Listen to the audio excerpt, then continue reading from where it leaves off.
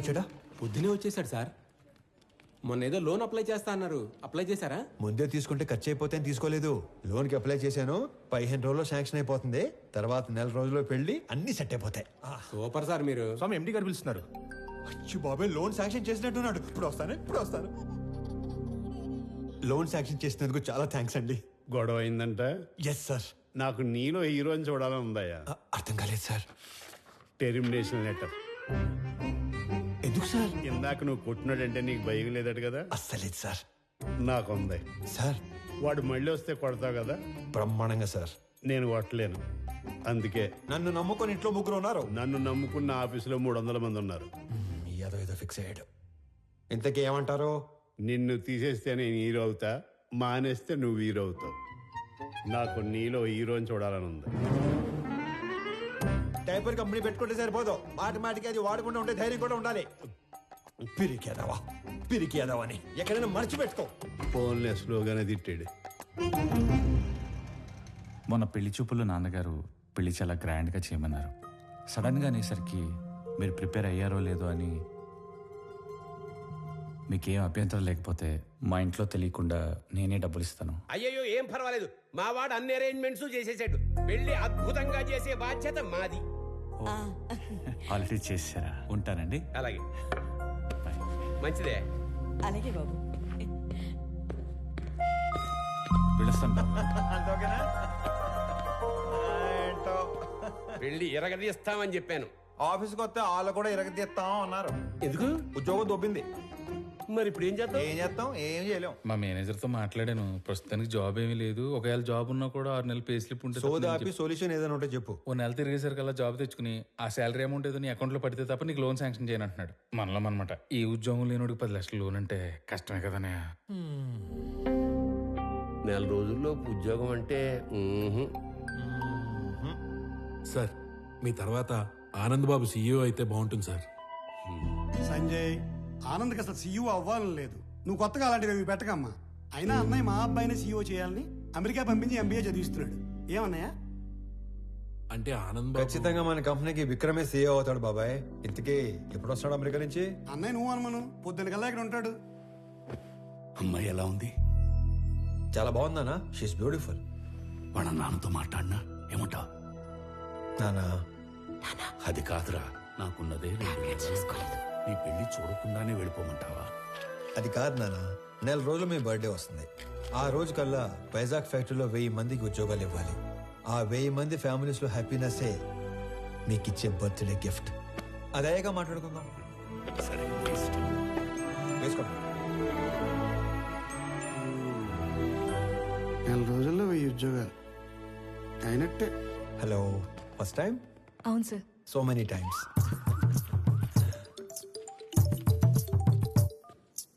Phone చేసి మాట్లాడదేంటి? Hello అన్నయ్య, బావ మీట్ అవుదామంటే కాఫీ షాప్కి వచ్చాను. నువ్వు పెళ్లికి ముందే మీటింగ్లు పెట్టుకుంటే.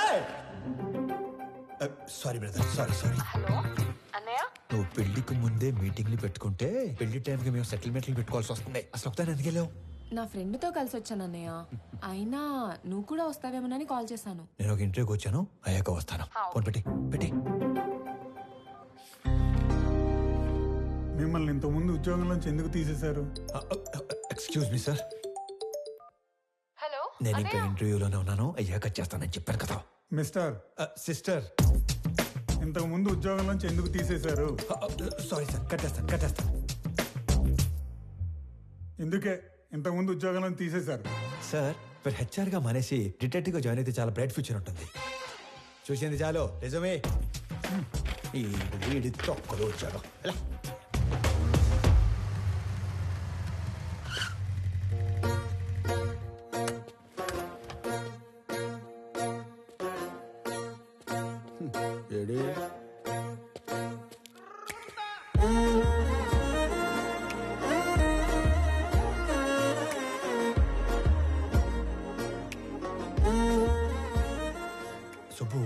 సుబ్బు ఎక్కడ?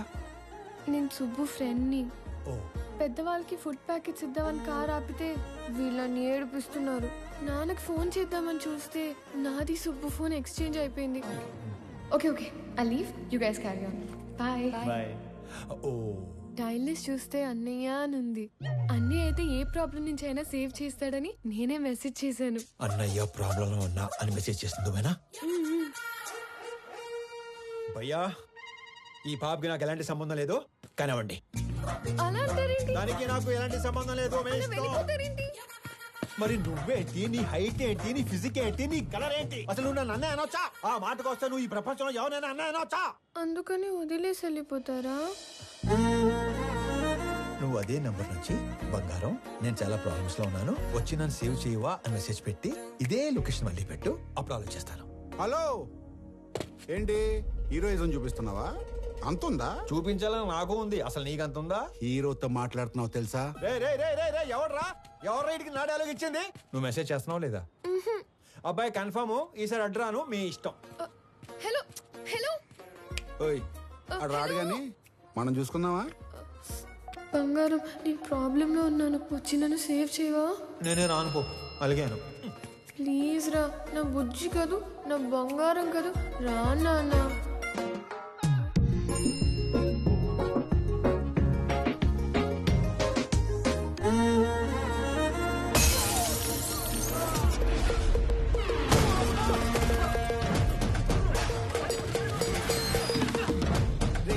ఎవడా నువ్వు? ఏం చేస్తుంటావు? ఎక్కడి నుంచి వచ్చావు? అరే నేనే ఒక ఇంటర్వ్యూ నుంచి వస్తున్నాను, మధ్యలో నీ ఇంటర్వ్యూ ఏంట్రా? రే నిన్నెవడో తెలుసా? నా వెనకాల ఎంతమంది ఉన్నారో తెలుసా? ఒక్కళ్ళేడు, మొత్తం జంపు. అయినా సరే నన్ను కొడితే ఎవడొస్తాడో తెలుసా? అంబులెన్స్ చేసుకుని డ్రైవర్ వస్తాడు. ఏంటి మజాకుందా? ఇది ఎక్కడితో ఆగదు. నన్ను టచ్ చేస్తే బేగంపేట భాష వస్తాడు. భాష వచ్చాడు. భాషను కొట్టేస్తే ఏంటి భాషను కొట్టేస్తావా? ఏంటి భాష అంటే భాష పెద్ద రౌడీ. అడిగేది చెప్పరా, భాషను కొడితే ఎవడొస్తాడు? భాషను కొడితే షేక్పేట్ షరీఫ్ వస్తాడు. షరీఫ్ ఎంత పహిల్వాన్ తెలుసా? బాబోయ్, మరి షేక్పేట్ షరీఫ్ ని కొడితే ఎవడొస్తాడు? నేను షేక్పేట్ షరీఫ్ కొట్టేస్తావా? నేను షేక్పేట్ షరీఫ్ కొట్టేస్తావా? ఎంత ఎక్సైట్ అవకరా. షేక్పేట్ షరీఫ్ ని కొడితే ఎవడొస్తాడు చెప్పు? షరీఫ్ ని కొడితే మలక్పేట్ మల్లేష్ వస్తాడు. ఈ సిటీలో అంతకన్నా పెద్ద పహిల్వాన్ లేడు. లేడు లేడు. అయితే 10 వెళ్ళిపోదాం. చూసావా డార్లింగ్, అన్న పేరు చెప్పని ఎలా భయపడ్డాడు? నేను చెప్పేది ఆడిని కొట్టడం ఎందుకు, డైరెక్ట్ గా మలేషియాని కొట్టేస్తే పని అయిపోతుంది కదా. అన్నా నమస్తేనే. బంగారం కూర్చో. చెబుతామే, ఏం కావాలా? కొట్టాలన్నా.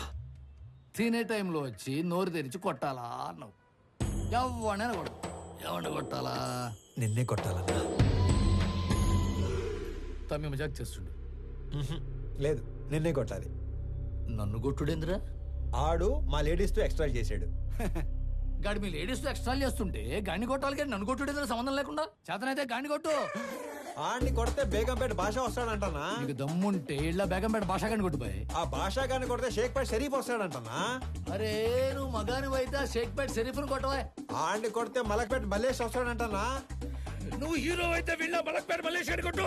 ఆడిని కొడదానో వచ్చానన్నా. రే అందరూ నన్ను తేడాగాడంటారు. నువ్వేందిరా తేడా రాజ్యానికి యువరాజులో తయారయ్యావు? కొట్టాలన్నా. పిల్లడివి కథని మాట్లాడుతుంటే కామెడీ చేస్తావేంట్రా పైలాన్స్?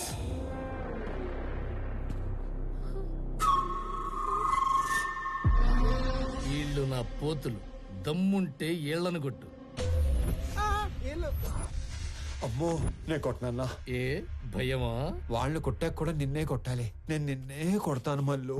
రేయ్ నేను తినేలోపు మీరందరూ కలిసి తినేయండి.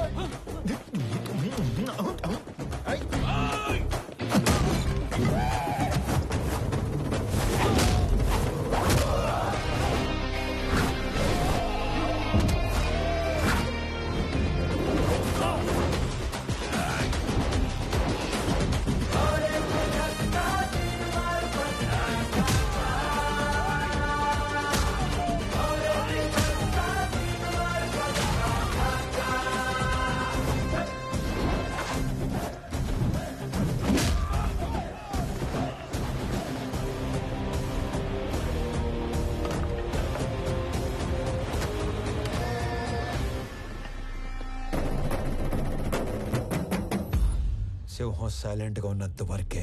వన్స్ అది వైలెన్స్ లోకి దిగాక తర్వాత ఏంటి సగం చెప్పి ఆలోచిస్తున్నావు? పూర్తి చేయి. అసలు నీ ముఖానికి సగం వార్నింగే ఎందుకు వేస్ట్ చేశానా అని ఆలోచిస్తున్నాను. హలో వెళ్ళరానా? వెళ్ళు. రే అరుస్తున్నావేంట్రా? మళ్ళీ రాకు. బయలుదేరు. అమ్మడు ఆ మిథున్ చక్రవర్తి జంపా. ఓకే నడు. హలో హలో, మిమ్మల్ని వాళ్ళెవరో ఏడిపిస్తే వీళ్ళని ఎందుకు కొట్టారు?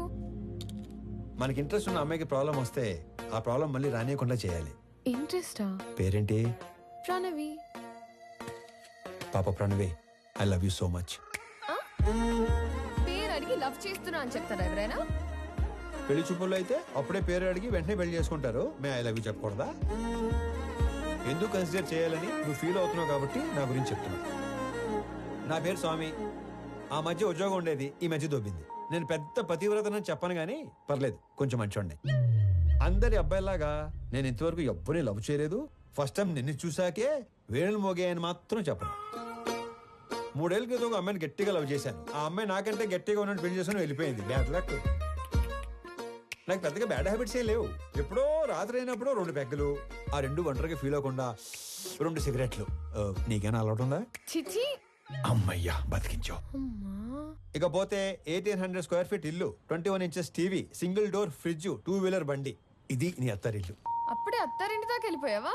అప్పుడే అత్తారింటి దాకా ఏంటి? రేపు మనకి 2 పిల్లలు పుట్టాక, నేను నడుము మీద 2 మడతలు పట్టాక, నేను పొద్దునే లేపి జాగింగ్ పంపాలా వాకింగ్ పంపాలా అని ఆలోచించేదాకా వెళ్ళిపోయాను. కాబట్టి నువ్వు బాగా ఆలోచించి పెళ్లి ఎప్పుడు చేసుకుందాం డెసిషన్ మా చెల్లికి చెప్పు. సరేనా బంగారం? తొందరగా మీ ఇంటికి వెళ్ళిపోయి వెంటనే మా ఇంటికి వచ్చాయి. ఓ ఎక్కువ చించేయకు, చిప్పు దొబ్బుద్ది. గోకుంది చాలు, ఇంటికెళ్ళు. మిమ్మల్ని కలవడం ఇన్ని రోజులకు కుదిరింది. మొన్న చాలా బాగా మాట్లాడారు. మీరు స్టెప్ బై స్టెప్ పైకి వచ్చారు. కానీ నేను మీలా కాదు, షార్ట్ కట్ లో ఎదగాలనుకున్నారు. ప్రతిసారి మెట్టు మెట్టు కట్టుకుంటూ రాలేం కదా. అందుకే కమింగ్ 5 years లో ఏ కంపెనీ టాప్ లో ఉంటుందో వాటిని ఆక్యుపై చేసుకుంటున్నాను.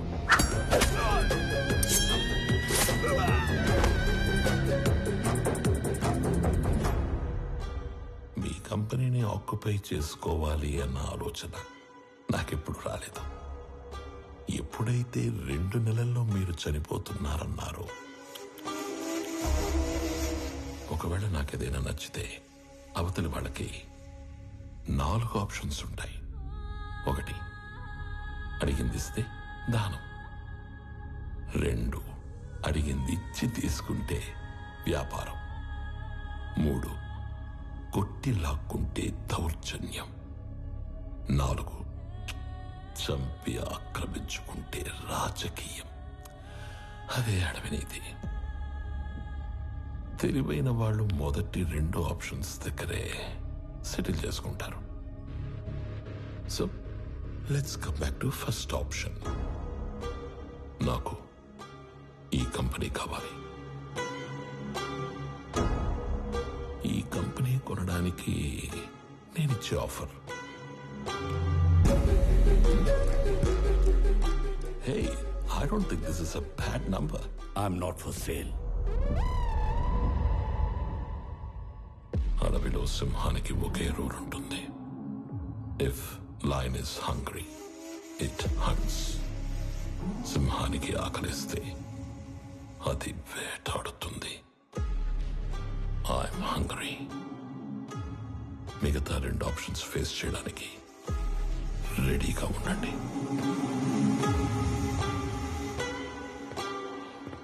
మొన్న మీరు ఒక మాట అన్నారు, I'm living successfully, I want to die successfully అని. అవునా? You might be living successfully, but you are not going to die successfully. రెండింటికి మధ్యలో నేనున్నాను.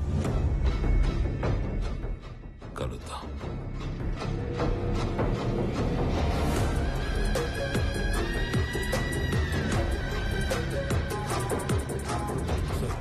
విషయం ఆనంద్కి తెలియకూడదు. ఈ గొడవల్లోకి వాడు రావడం నాకు ఇష్టం లేదు.